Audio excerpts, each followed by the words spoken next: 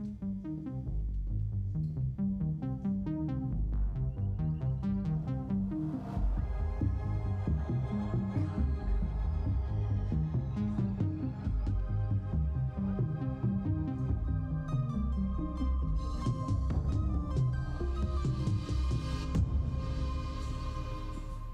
morning, everybody. Okay, it's good to be back here.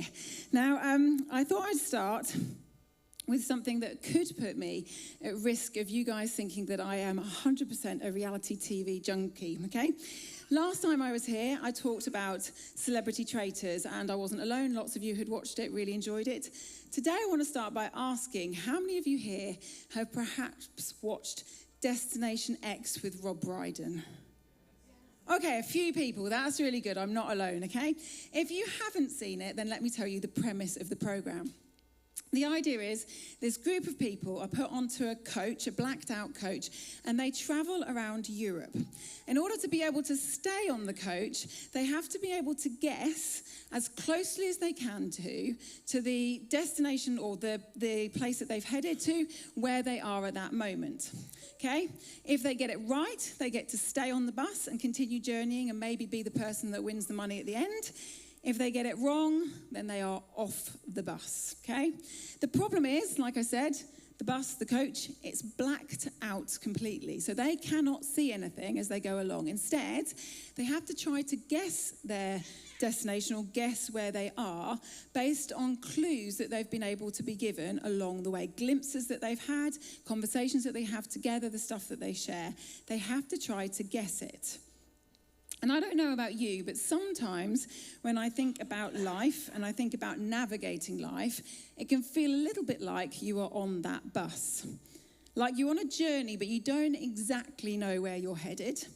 And actually you're trying to guess what the next step is, the next stage in your journey, but you can kind of only do it through glimpses and through guesses and clues along the way. Perhaps maybe you started out with real great certainty about where you were headed, but then you've kind of got a little bit confused and the path doesn't seem to be exactly the way that you expected it to go. Maybe a little bit more like me, you actually have no idea where you were headed in the first place, and you're kind of just trying to make the best next step you possibly can do on your journey. Well, if that's you here today, whether you're watching online or here in person, whether you are facing big decisions about where you maybe want to study next, where you maybe want to live, possibly about new jobs, new careers, new paths, maybe about dating, marriage, whatever it may be, then the good news is that today, with absolute certainty, and I'm not this type of person that normally makes these promises, but with absolute certainty, I can tell you that I will give you and explain to you what your next best step is, okay? No second guessing, no kind of riddles. In fact, that's what this whole series is all about. Because as Becky said, we are on part 2 of a series that's called God Just Tell Me, okay? And it's a phrase that whether you are a Christian or not, you have probably said out of sheer frustration at some stage in your life.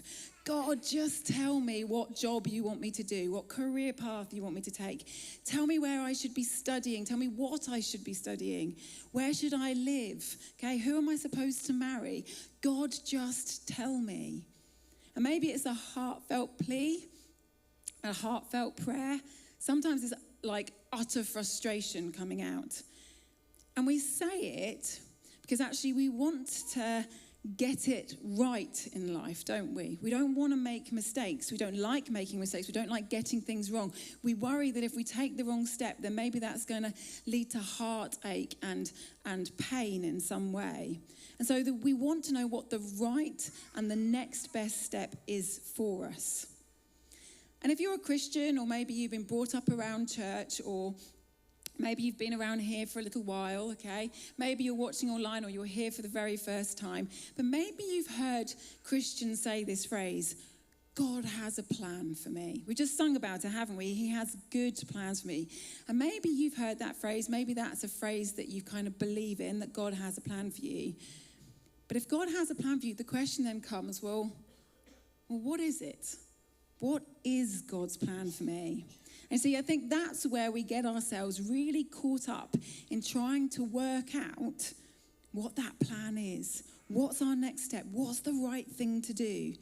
So that we don't get it wrong, so we don't miss whatever it is, this amazing thing that God's got planned for our lives. Or perhaps, like me, the older you've gotten, actually, the question isn't, what's the next best step? But the question is a bit more of like, well, I wonder, maybe have I missed it? Does my life and what I've done, does it actually match with what God wanted it to be, where he wanted to take it? Because actually, we fall into the comparison trap and we look around us at the other people and we see, wow, they're doing amazing things. They seem to be really flying with God. But I don't feel like I'm in the same place. So have I missed God's will for my life?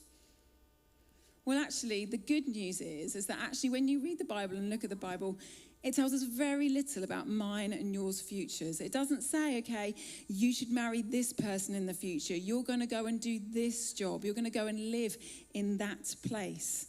Instead, the only thing that actually Jesus says about jobs, the thing that he says most often is that people left their jobs to go and follow him. Now, please don't hear that as your next step. I don't want to hear you guys all handing in your notice.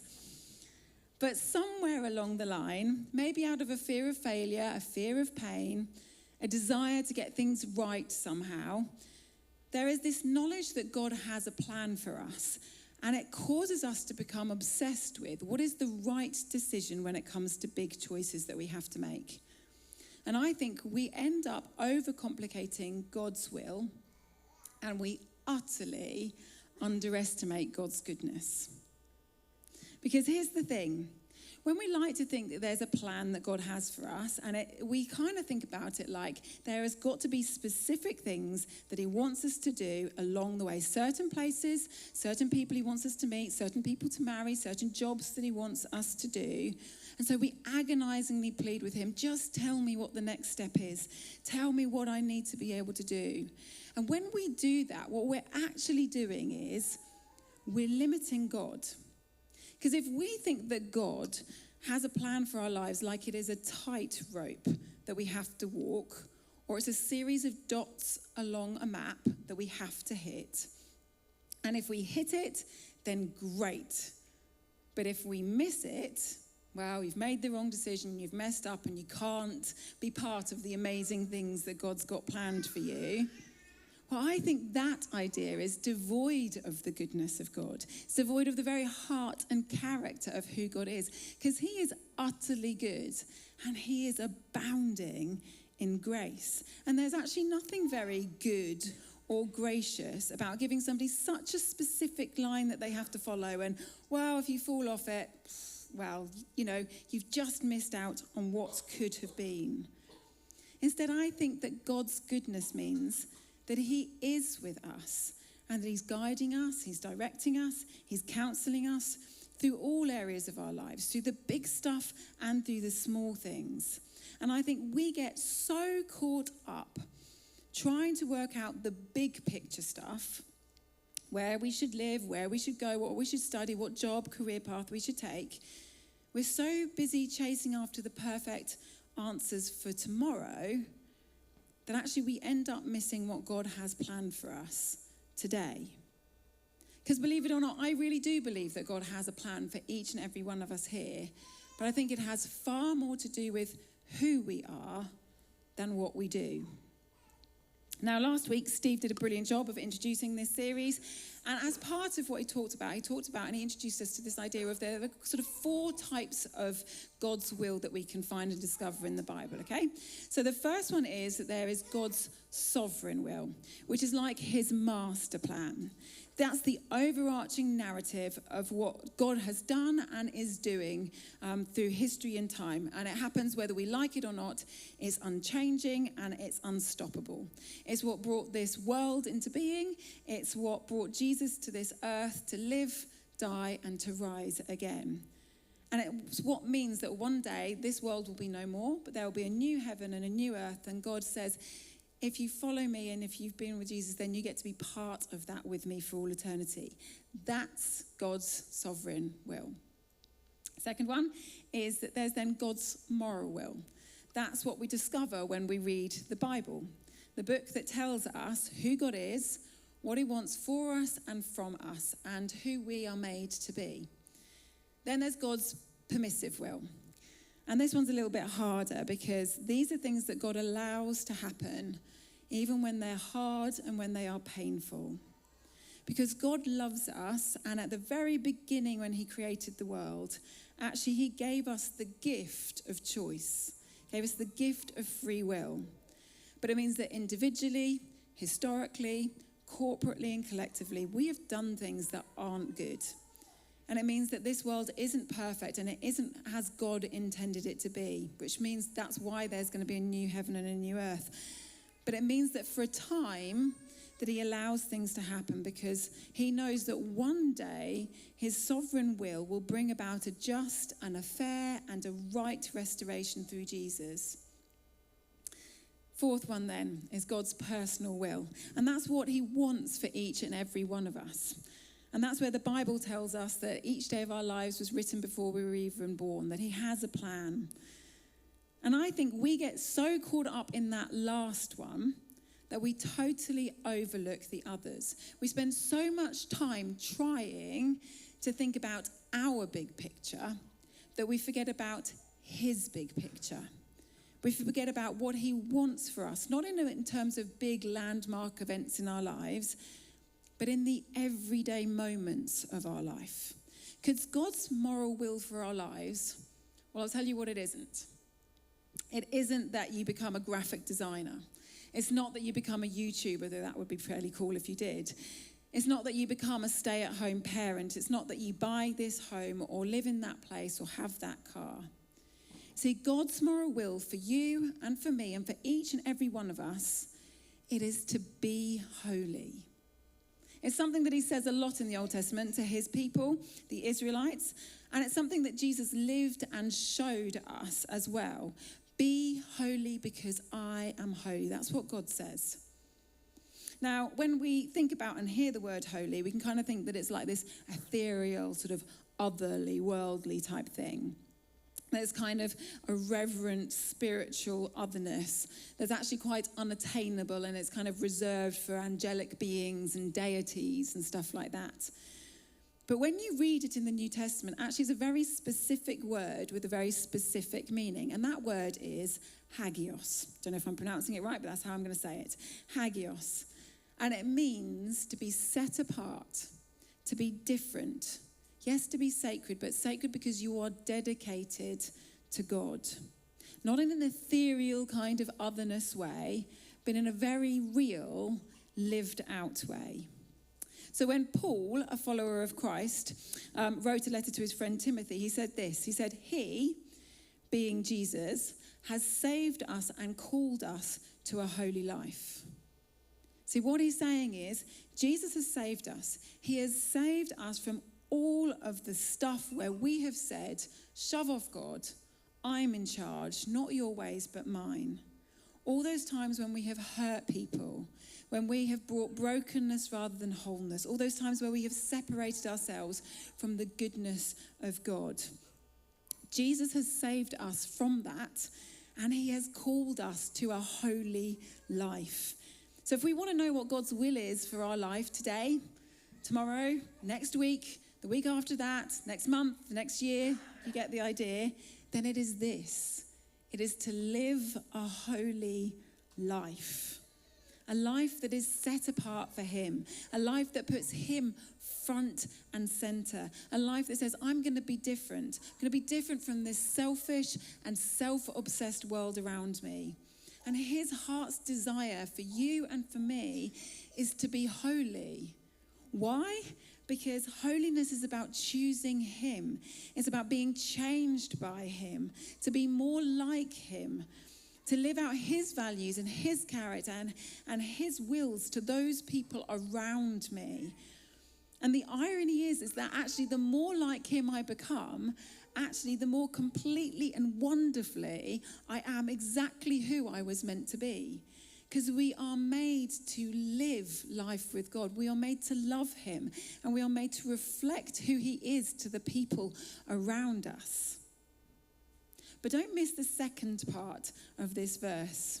Because it's nothing to do with what I do to earn that. It's to do with him, because of him. Because Paul finishes this verse by saying this.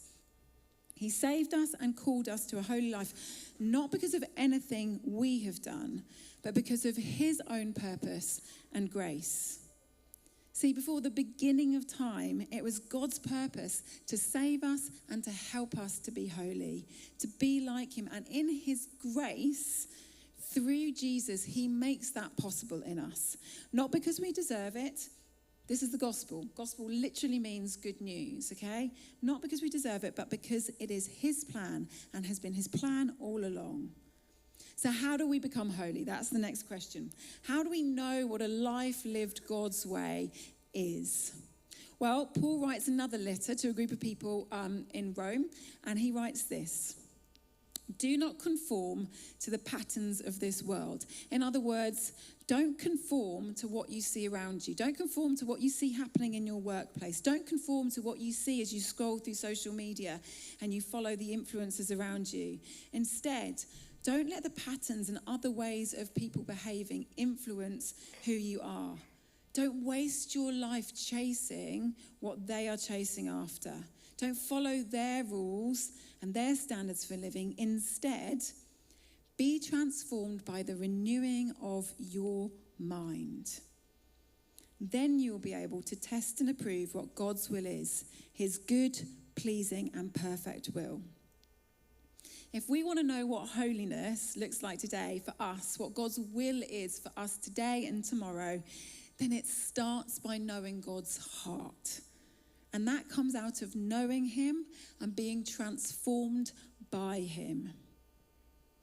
Some of you will know, and as Becky said, that actually about a year and a bit ago, I changed jobs. I used to work here and now I work somewhere else, okay? And as part of my job, I get to go out and deliver training with various different people. But there is a large proportion of my job where actually I'm working from home. And it's just me. No one else is around. My family are out, school, work, that type of thing. And it's just me. And I've noticed that actually quite a little bit of brain rot has set in. Don't tell my boss. I hope he's not watching. You see, what I've noticed is that without the interactions with other people, without the dialogue and sharing of ideas, without the laughter and the learning together, it's really easy to just become really sedentary, not just physically, but actually mentally as well. And actually that's really dangerous because how you think affects how you feel, which affects what you do and how you behave. And if I'm not learning and growing and bouncing ideas off other people, then I just stay the same. But God says, be different, be set apart. How? By changing how you see this world, by being transformed by the renewing of your mind. How do we renew our mind? Through experiencing and encountering God, from learning about him, from learning from him. By reading this, our Bibles, okay? This tells us who he is. This tells us who we're to be, what he wants for us and from us. We read it and he speaks into our lives. It tells us what he wants, not in the macro sense of go be a doctor, go to Australia, go move here, go do this, but in the sense that actually counts most, in the sense that says, who are you? Who are you going to be today? Are you going to live God's way or are you going to live the world's way? And I think if we're asking questions of God, then we need to ask less questions about what do you want me to do? Where do you want me to specifically go? And instead ask him, who do you want me to be? Who do you want me to be in my family? Who do you want me to be in my marriage? Who do you want me to be to my children? Who do you want me to be to my school friends and college mates and my workmates? Who do you want me to be in those circumstances? And you know the wonderful thing about God is that actually we can often look at the book of the Bible and think it's all about lists of rules and instructions, but actually it's not about that. It's about a relationship that demonstrates and lives out to us what and who he wants us to become. He wants us to be like him. As he graciously and generously and tenderly renews our minds, as he loves us and heals the part of us that are broken and messed up, as he extends grace and love and compassion and forgiveness and kindness and generosity to us, He shows us not only who he is, but who he wants us to be as well. Because God's will for your life is less about what you do and much more about who you are. Are you becoming like him? Are you loving other people like he has loved you? Are you extending the same grace, the same love and compassion and forgiveness and patience and kindness and goodness and gentleness and peace that you've received from him? Are you extending that to other people? Are you extending it to your friends and to your family and to your siblings and to your partner, to your children, to your work colleagues, to your neighbours, to your friends, to the people that you see in the gyms, the people that you see in the supermarket, to the people you see in the streets? Are you doing that? Because it's not so much a question of, well, where do you want me to go to college, God? As it is a question of, well, who do you want me to be to my friends when I'm at college? Who do you want me to be to my lecturer and the staff that I meet in college? It's not so much about, well, which job do you really want me to do, God, as it's, well, who do you want me to be within that job? Within the tasks that I have to do, yes, but within the team that maybe I work with. How do you want me to be somebody of integrity and honour? How am I supposed to work hard here, God? What do you want me to do? Will I be somebody who cares for my teammates? Will I be somebody who looks out for them? Will I be somebody who forgives mistakes easily? It's not so much the case of who do you want me to marry as it is the case of, well, how do you want me to treat the person that I'm dating right now? See, you could be the best doctor in the world. You could be the richest businessman. You could be the best speaker from stage. You could be the greatest designer in life. But if you are unkind, then you are not in God's will for your life. Pete Collison, who used to be part of the staff team here and occasionally still comes and speaks. I had the privilege of serving alongside him at a summer camp last year. And I remember him sharing this image that he felt God had given to him. And I think it's a really powerful image, and I think it's really relevant here. You see, Pete shared this image that he was at a point in his life where he was just really uncertain about what God wanted him to do. And he had this image from God of Pete on his hands and knees, and he was kind of like scrabbling around in the dirt, desperately trying to find the path that God had for him. And he felt like God say to him, Pete, look up and look around. And as Pete looked up and looked around, he saw people around him who were hurt and who were in pain and who were in really difficult situations. And he felt God was saying to him, don't focus on trying to find the path, but love the people that I have put around you. You see, what we do, I think, is a secondary calling to who we are. What we do is a secondary calling to who we are. But I want to be really clear here. This is actually not about trying to be a nicer person. It's not about trying harder at all. And it's certainly not about giving you another stick to metaphorically beat yourself up with about how you failed in life. This is about knowing God, and not in some kind of academic sense, but in a really real relational way. Knowing God in a way that, like, knowing him allows it to flow out of you, that you've encountered his character in your life, and that allows you to then express those characteristics to other people. Paul writes in a letter to a group of people in Galatia, he writes that this is the evidence of God in you, God's Spirit living in you. It's this: the fruit of the Holy Spirit is love, joy, peace, patience, kindness, goodness, faithfulness, gentleness, and self-control. Now, Christians do not have a monopoly on those things at all. But actually, if we want them to have an impact in our life and in the lives of other people, an impact that lasts for a long time, then it has to start with being connected with him.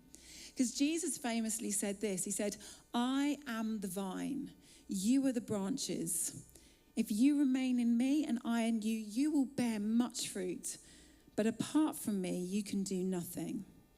So if we want our life to count, if we want our life to be full of purpose and meaning and impact, if you want to know that at the end of your days, your life mattered for something, then it starts with intertwining your life with his. so that we are so connected to him that we bear fruit. And the fruit is not about getting that job or about moving to the right house, even having the perfect kids, okay? It's the fruit that I 100% wholeheartedly believe, quietly, almost unassumingly, but radically and profoundly changes the world around us. Love, joy, peace, patience, kindness, goodness, faithfulness, gentleness, and self-control. It's the fruit that shows his character to the world. It helps people see him and come to know him for themselves. It's the fruit that sets us apart as holy. Now, last year, as I said, I changed my job and I stepped out of a job I've been doing for 12 plus years and into something completely new. And I did it at an age where actually, you know what, often lots of us question whether or not what we're doing matters. I have hit those midlife crisis years. Thankfully, there's no sports car in the car park to say that. But I've definitely, over this past year, hit a period of time where I've been questioning a lot. Well, what have I done with my life? Has it mattered? Has I really, have I made a difference anywhere? I've looked at friends of mine, Christian and non-Christian, and seen the positions they now hold, the education that they've done, the letters they maybe have after their name, the recognition that they have, the prestige of the positions that they hold. And it's left me feeling like, well, how does my life match up with that? And I've struggled with that. But last year I had some kind of really amazing reminders, difficult reminders, but amazing reminders that actually it is not the prestige and the recognition or the letters after your name or the jobs and the positions that you hold that actually really matter. It's the small ways that you care and have shown up for somebody. Those are what really count. Last year, I went to 2 funerals. I think I went to more than that, but the 2 that really stood out to me was one of my friend's husbands. He was a carpenter, and the other one was Bob Fenning's funeral. Now, I knew both men, but I didn't know them very, very well. But the thing that both of their funerals had in common was that actually, when people stood up and gave their eulogies, there was this kind of pervading thing from both funerals that kind of talked about how generous and kind and loving these men were. Not in a loud, overbearing way, not in a way that got them noticed, but quietly and unassumingly, they changed and inspired people around them. I sat and listened at Bob Fenning's funeral about stories of how he would clean people's shoes whilst they were visiting him. They'd leave and suddenly look down and realise their shoes were much cleaner. About how he would make time for people, how he would make them feel seen and as though they mattered. He could have been really busy that day on the farm, but he always stopped to listen to people. Heard stories about this, the amazing grace that he had for people in the midst of mistakes. Ask Steve about the incident with the milk, and he will tell you the amount of grace that his dad had. And as I listened to his eulogy, I was really aware that, he didn't hold big positions. He had a farm. He didn't drive fancy cars, though maybe he liked those. I didn't know how educated he was. And yet I looked around a room that was this full of this many people who knew that Bob had had an impact on their life. And if you knew him, then he will have had an impact on yours as well. But as I heard the different people giving their eulogies, I was really struck that actually his legacy wasn't just what he'd done in our lives, but it was the legacy of what I could see in his children's lives and in his grandchildren's lives as well, you see? Because if you know Steve, then he is one of the kindest and most generous men that I know or have ever worked with. There is a sense of fun and joy and lightness to him. He is somebody that encourages and empowers individuals.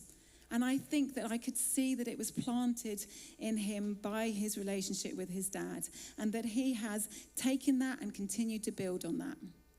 Now, I don't know if Sam's here, but if you know Sam, he's part of the Forge, then you'll be able to see that this is true in Sam as well. But also if you know Rachel and Alice, his other children, in their own very different ways, they each carry on that same legacy of generosity and kindness, that sense that people really matter. They are three individuals who are passionate about journeying alongside other people to help them to realize that they belong. They do it with generosity and kindness and fun and laughter, but they really want people to know that they matter and that they count. And I genuinely cannot think of a more amazing family to know than the Fenning family. Each of them in different ways, Sarah included, living out the legacy of Bob Fenning. And that's just the Fennings I know, and there are a lot of them around Suffolk and beyond. Truth is, our time here on this earth is really fleeting. James, Jesus' brother, wrote this. Now listen, you who say, I'm going to plan my future. You who say today or tomorrow we'll do this and we'll go to this city, that city, spend a year there, carry on our business and make money. He says, well, why? You don't even know what will happen tomorrow. You see, tomorrow is not a guarantee for any of us. What is your life? You are a mist that appears for a little while and then vanishes. Instead of saying, I'm going to do this and this with what my future is going to look like, instead you ought to say, if it's the Lord's will, we'll live and do this or that. Our lives are fleeting and tomorrow is not a guarantee. So instead of being stressed and worried about what tomorrow is going to be like, it's about seeking God in today. And here's a secret. The small things in today are actually the big things of tomorrow. If we want our lives to count for something, if we want to make a real impact in the world around us, if we want to follow God's will for our lives, then it doesn't start with the big things, it starts with the small things. It starts with knowing God, metaphorically putting our hand into his and saying, will you lead me? Will you guide me? Will you direct me? Will you teach me who you are? Let me experience who you are. Let me experience the enormity of your grace so that I can pass that on to other people that I meet, whether I know them deeply and they are part of my family, or whether I just happen to see them in the supermarket today. But will you help me, God, to show your heart to the people around me? And then in living out his heart to the people around us, we get to discover that actually the small things are the big things. So today I want us to be really brave, and I want us to stop asking those questions so emphatically. God, just tell me about which job, which college, where to go. Let's stop asking those questions and then instead be braver and more vulnerable and ask the question, God, where do you want me to become more like Jesus? Where do you want me to change so that I am more like him? Is it my pride? Is it my anger? Is it my lust? Is it my greed, my insecurity? Is it my fear or doubt? Help me, change me to be more like you, Lord. Help me to be holy and set apart for you. Help me to know you in a fullness of who you are. That means I cannot help but be changed and transformed to love other people around me. Because his plan for your life, for my life, for every single one of our lives, it is to know him. And it is much more about who we are as a result of that than it is what we do. And it always starts with knowing him. And we cannot do this on our own or in our own strength. If you want to know that, just read the 66 books that are in here. Because there is tale upon tale of people who mess up, who don't get it right, who are far from perfect. But it is God's purpose, it is his will, that actually we can accept that we cannot do this by ourselves. It's his will that we come to him and say, I fail at this every time, but God, through your grace, through your forgiveness, through Jesus, your son, who died for me, then actually I can have the ability to stand proud in front of you. And by standing proud in front of you, being perfect because of what he did, not what I did, then you can make me holy. You can change me. You can change me to be the person I was always intended to be. Through Jesus, we are forgiven, we have healing, and we have hope, and we have restoration. And when we live with him and we follow him, and we are faithful to him and we live holy lives, then our lives matter. Then our lives leave a legacy. Maybe not a legacy that the world recognizes, but it is a legacy that lasts a lifetime and beyond. It is a legacy that is about his kingdom. Why? Because it is about being rooted and established in him. I'm going to pray. Lord, I thank you that this is actually all about who you are, and it's about us